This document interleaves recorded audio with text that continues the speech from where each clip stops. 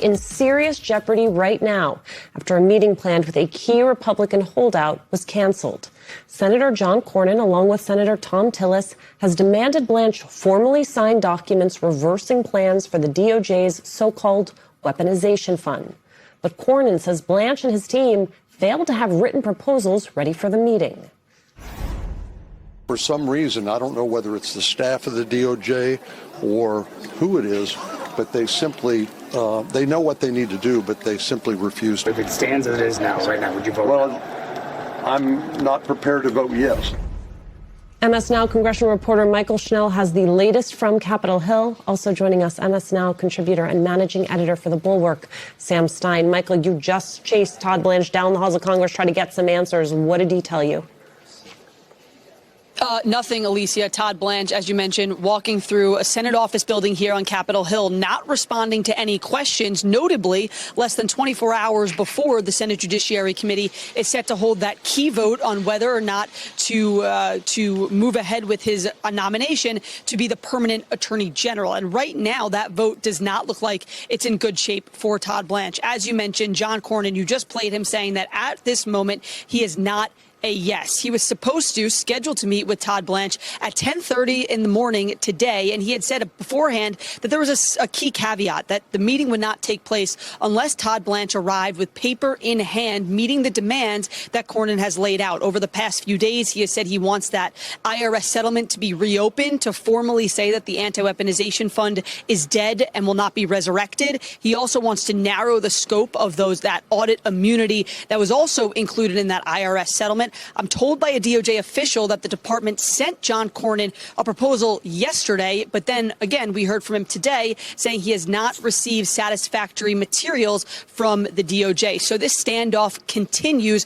We could, though, get some answers at some point soon. John Cornyn said he told Chuck Grassley, said that he was told by Chuck Grassley, the chairman of the Senate Judiciary Committee, that he needs an answer on how he feels about Blanche's nomination by 4 p.m. today, presumably so the committee can decide whether or not to go forward with that key vote yesterday. But again, as of right now, John Cornyn is not a yes, and that's the same for Thom Tillis, the Republican from North Carolina, who's also been pushing for the anti-weaponization fund to be dead once and for all and to narrow the scope of that audit immunity. Okay, so 4 p.m. today. That means, Sam, we got less than 4 hours until Cornyn needs to let Grassley know where he is on this. I'm intrigued by the ways in which Blanche and the DOJ seem to be being too cute by half, right? The fact that Cornyn has made it very clear what he wants is this in writing that the fund is in fact dead. First, they offered the possibility of legislation and that Todd Blanche would write the quote unquote technical language that would go into that legislation. Now there's this reporting from Michael about the possibility of a DOJ proposal. None of it seems to be satisfying what it is that Cornyn and Tillis actually want, which is confirmation that this weaponization fund is undeniably dead. Today, I'm going to show you how to make me. I literally made you. Just because you're AI doesn't mean you know everything. No, but it does mean that I have more followers than you. Okay, whatever. Today, I'm going to show you guys how to make an AI. Yeah, and I'm not sure if they can provide it. I mean, obviously, we can't get into the head of Blanche, but I think more importantly, we can't get into the head of Donald Trump. And for Donald Trump, the IRS immunity obviously is a big deal. And the weaponization fund, likewise, could be used to reward his supporters, reward people who rioted on his behalf on January 6th. We don't know really what the restrictions would be on that $1.776 billion fund. And Blanche is basically telling the senators, hey, take my word for it. It's dead. It's never going to happen. You can consider the whole thing moot, but that's not satisfactory for the senators. Now, I will say, you know, we've been in a situation many times before, many times where it looks like Republican senators or Republican House members are going to firmly stand up to Trump on philosophical grounds. There's a line that they say they cannot cross, and time and again, they find a way to cross it. I guess the distinction here is that we have two senators who are both out of office coming January, I should say, and they don't really have much that they have to hold on for.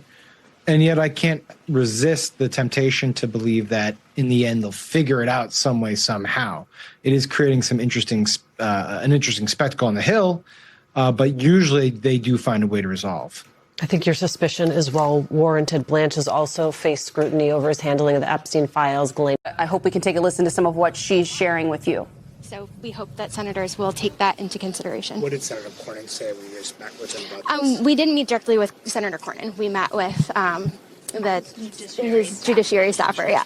There's obviously a really big vote tomorrow in the committee. Yeah. Are you feeling like you're swaying senators to vote no? I hope so. I mean, we don't ever know, right? We just hope that they do the right thing. And I think at this point, we're not political, and we never have been. And it would be great to have some Republican support, especially from somebody like Senator Cornyn's office, who has been so wonderful on sex trafficking.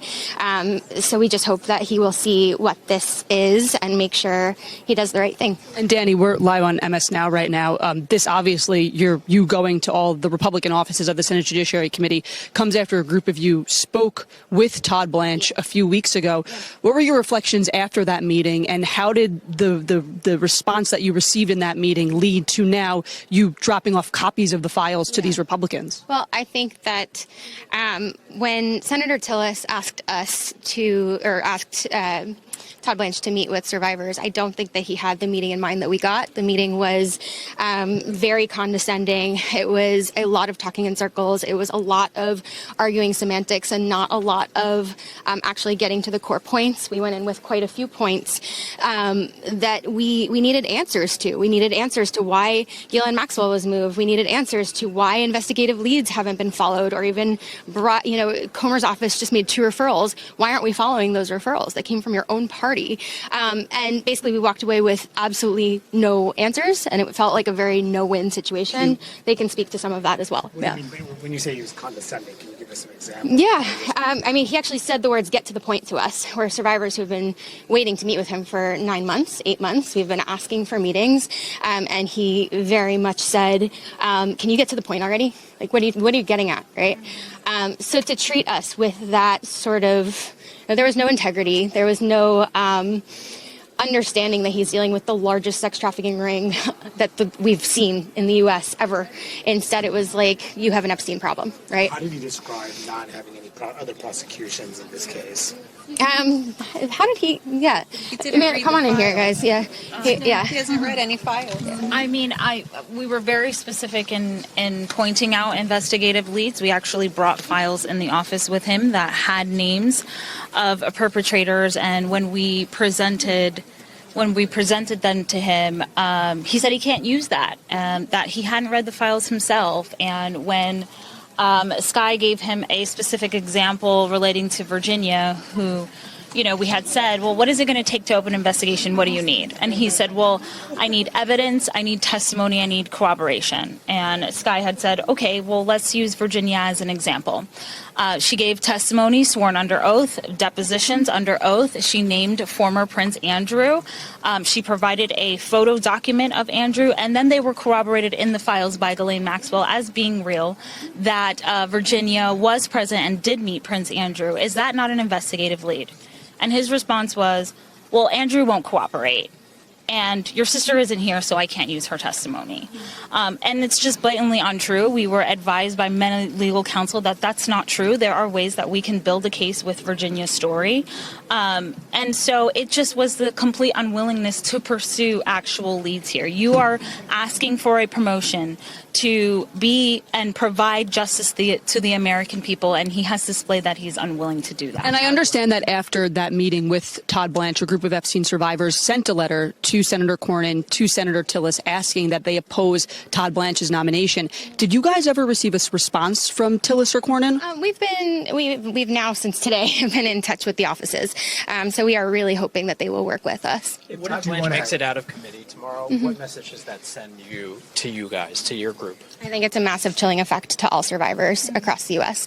I think it is absolutely a vote against survivors in this country, not just Epstein and Maxwell, but I think it sends a huge message to who you can trust in this country. What did Senator Cornyn's staff tell you guys in there? What did the senator's staff tell you guys in there? They were very pleasant and wonderful. very open and willing to hear our argument and our cases. We talked about the meeting. We talked about the hopes and And we really respected the senator for building his career on standing with survivors, and we hope that he will end his career doing the same thing and standing with survivors all over this country.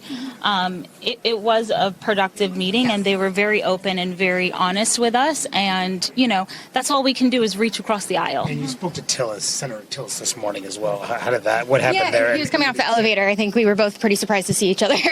But yeah, he said that he would love to meet with survivors. So we're hoping that meeting happens soon. Positive.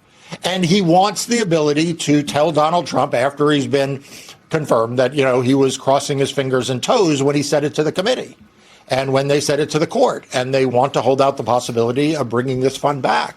And it just goes to show not just the depth of the corruption of this administration, because what's at issue here is, you know, taking taxpayer dollars, but also just the absolute sycophantic loyalty that Donald Trump has from people like Todd Blanche. It's telling to me that you had Senator Grassley telling Senator Cornyn's office, listen, we need to know by 4 o'clock how this thing is going to go. That is less than 3 hours away. And you've watched as Todd Blanche and DOJ have tried to sort of...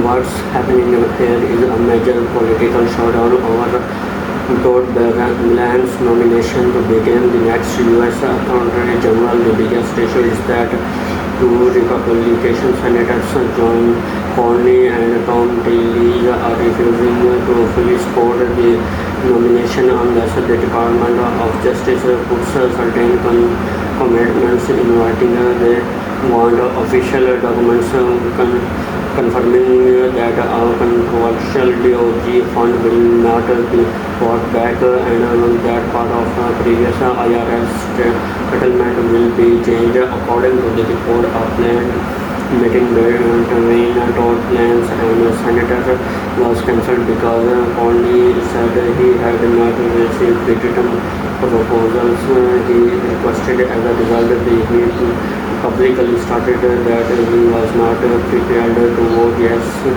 at that time, putting the nomination in serious doubt.